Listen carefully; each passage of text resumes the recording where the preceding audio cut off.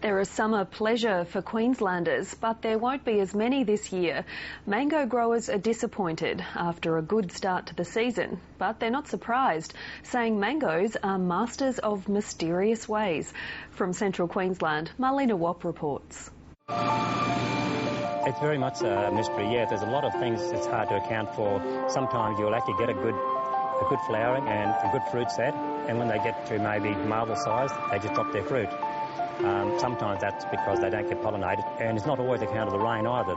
It can just happen that way. Ian Pursehouse has a big job ahead. He's working one of the few mango farms that have fared well in Central Queensland this season. It's an enviable sight for others. If you had been here 12 months ago, you would have been amazed just how many mangoes were hanging on these trees. But this year's an entirely different story. It started off in July, August, magnificent flowering, a flowering that we're all very excited about. That flowering went right through Queensland into the Northern Territory, and then all of a sudden, as mangoes do, the wheels fell off. The flowers didn't eventuate into fruit. There's a lot of mysteries with mangoes, that there's some things we can control and there's a lot of things we can't control. Ian Pursehouse owns an orchard with his wife near Gladstone, but spends a lot of his time near Rockhampton managing this one run by the Pinata Company. Unlike his own place, the trees flowered early here. We got an earlier flowering, probably earlier than what you'd normally want it to be. These actually flowered in May. Normal flowering is about June, July. It turned out to be a lucky escape. Weeks later, when heavy rain arrived, the Honeygold variety were beginning to grow and were big enough to cope with bad weather. It's a nice even crop on all the trees, even sized fruit.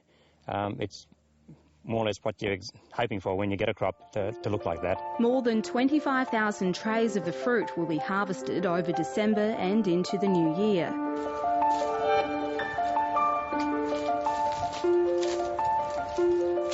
But at Cabra, there are slimmer pickings.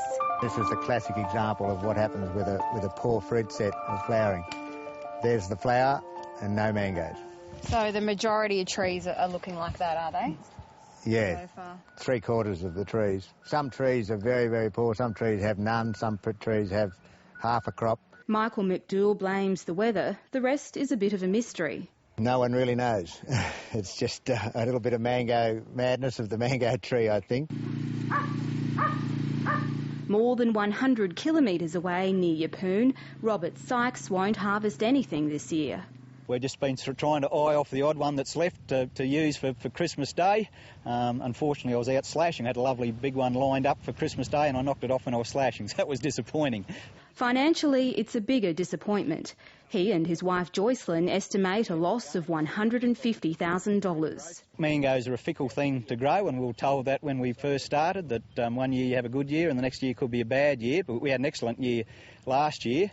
But this year the season has changed. And I think this year was a bit warmer, so the pollen wasn't as viable. Having got pollination and a little fruit forming, then there can be problems holding that little fruit on the trees. Plant scientist Professor Kerry Walsh says there are still plenty of unknowns in mango farming. If you look at the big crops, you've got bananas the exception, but all the others are more temperate crops, apricots and plums and stone fruit, all those high volume crop apples, and they've been worked on for a long time, centuries. Whereas these other crops, even mango, in terms of big volume production, it's not been that long. It's a decade sort of thing. So the amount of understanding and effort, breeding effort, has been relatively little.